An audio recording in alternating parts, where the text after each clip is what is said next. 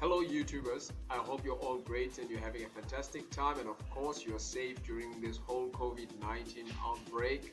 This is Njabulo Madonsela on Growth 360. We are committed to your growth in every area of your life. Now in this week's video, we are going to be talking about fears that are holding you back from living an extraordinary life.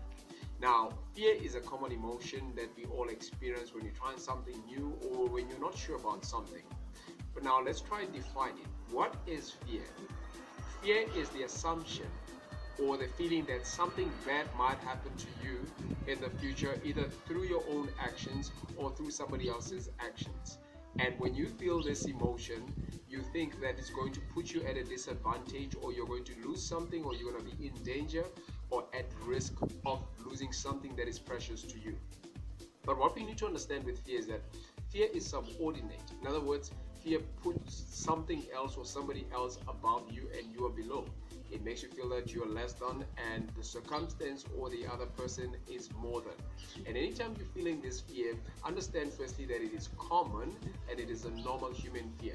But now let us look at the common fears that we experience as people that hold us back from living extraordinary lives. Now the first fear that is common, and I'm sure you're already thinking about it, is the fear of failure. Now a lot of people, when we are trying something new or when you are going for something that you've never tried before that is new, it is common that you're afraid that you might fail. But what you need to understand with the fear of failure is that you only need to fail so many times, but success only comes once. You could fail 100 times trying something, but when you succeed, you only succeed once. You don't need to succeed 100 times, but you need to succeed once after failing 100 times or more. And I'm sure we've got numerous stories of people that we can read who have tried out things and have failed numerous times, but when they succeeded, it happened just once and that was their moment. Now the second common fear is the fear of making mistakes. Now this one time I was invigilating a class and scholars were writing assessments, and this one learner asked me this question. He said, "Sir, does spelling count?" And I thought to myself, this person probably knows the answer, but they're just afraid of making a spelling mistake. Probably they're going to write the correct answer, but the spelling is not correct. And I'm sure many of us are like that. We think, we try as much as we can to avoid mistakes when you're trying something new. Now, you need to be kind to yourself and really understand that, look, mistakes are common. There is nothing new about making a mistake. It is human to make mistakes. Just learn from your mistakes and obviously do better the next time. Now, the third fear that is common is the fear of losing money or the fear of not making money. Now, this is mostly common for people who are going into business or people who are trying to do business for the very first time. Now, if you're going to business or you're trying to make a long-term investment, it is normal that you will be afraid that you might lose some money. But that you are afraid of it does not mean that it's not something that you can do, and that can hold you back. The next fear that is common is the fear of losing loved ones. Now, when you're going for your dream or you're trying something that you've never done before, it is normal that you might be afraid that your loved ones may not like it, or they may not necessarily be receptive of what you're trying to do, and you'll find yourself in a position where you are also afraid. But now it is, look, if you're afraid and your loved ones, that your loved ones might not appreciate what you're trying to do, or they might not be receptive of it, just talk to them and explain to them what you're trying to do. And if they are sensible individuals, in most cases they are, they will be able to support whatever that you're trying to do. Now the next fear is the fear of rejection. Yeah, if you have been in the dating space and you've been in relationships, this is definitely common in those spaces. But sometimes even in the world of business, when you make an application for a job, or applying for a promotion, or making a proposal to try a new project or a business idea, it is normal that you may be rejected. But now understand this, the fear of rejection, and even when you get the rejection, does not change your position. Rejection does not change your position. If you're unemployed and you apply for a job and you get rejected, you're still unemployed. If you apply for a business idea, if you applied for a business loan and you didn't have any money to start your business or to grow it, understand that you still are in the same position. So basically, rejection does not change your position. The next fear is the fear that you might not be good enough, smart enough, or strong enough to pursue what you're trying to do. This can also hold you back. But remember that this is subordinate. It's putting another person or another circumstance above you. That's what fear does. And it's just an assumption. It's just an assumption. It's not really true.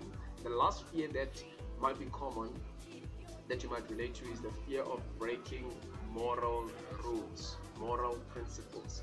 Now, this may be cultural, this may be customary, this may be religious rules. You know, you grew up in a particular environment and things were done in a particular way, and you do something that is not necessarily criminal or really bad, but it's just out of the norm.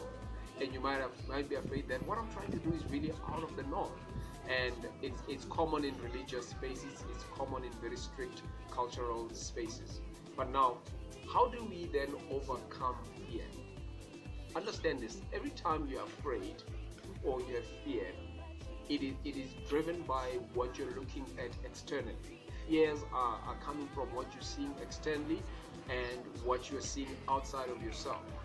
Now, to overcome fear, you must have a good balance between what you're looking at externally and what is within you. Anytime what is within you, that is, in other words, what you imagine to be great, to be beautiful, the good outcome that you're expecting, when you imagine that and you believe that and you think what you have or the resources that you have within yourself are all good enough and they are all enough to get you through whatever you're trying to do, then you have enough resources to mitigate against the fear, and you have enough resources to manage the fear. Because fear is not bad, it just needs to be managed, it just needs to be mitigated against. You just need to be able to mitigate against the fear. And how do you do this? By drawing within yourself. When what is within you, that is, in other words, your will, your determination, what you believe and what you think about yourself, is greater than what you're looking at on the outside. And obviously you've got a good plan and a strategy in place to know how to deal with whatever that you're afraid might not go well, then you'll definitely go through it. This is what pilots go through all the time when they're coming up, when they have to fly an aircraft. They have to come up with a flight plan. In the flight plan, they think about the possibility of a crash. And in the flight plan, they will obviously consider that this aircraft might crash. And for me to mitigate against the possibility of a crash, I will then make sure that I manage the possibility of a crash by making sure that the aircraft is well maintained. It is obviously, it's got enough fuel. I've got a skilled and people who are experienced on the cockpit crew, and then even the experience and the skills and the expertise that you're drawing from yourself. Now, this is what pilots do all the time, and if you really have the mindset of a pilot, you will always be aware of the fear, but because the resources that you're drawing from are greater than the fear and you're able to manage the fear, then you'll be able to get through whatever that you're trying to do. So the next time you're afraid, draw within yourself and see what is it that you have in you that can manage that fear, that can make sure that whatever that you're trying to do still happens even though you're afraid. I mean, we've said it many times. Courage is not the absence of fear, but it's the ability to act despite the fear.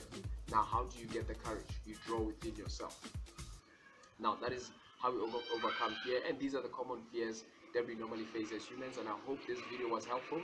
Now, I want to hear which fear do you relate with the most as you are actually listening to this video, and leave a comment below, and remember obviously to subscribe so that we grow this community of people who are committed to their own growth and development. Have a great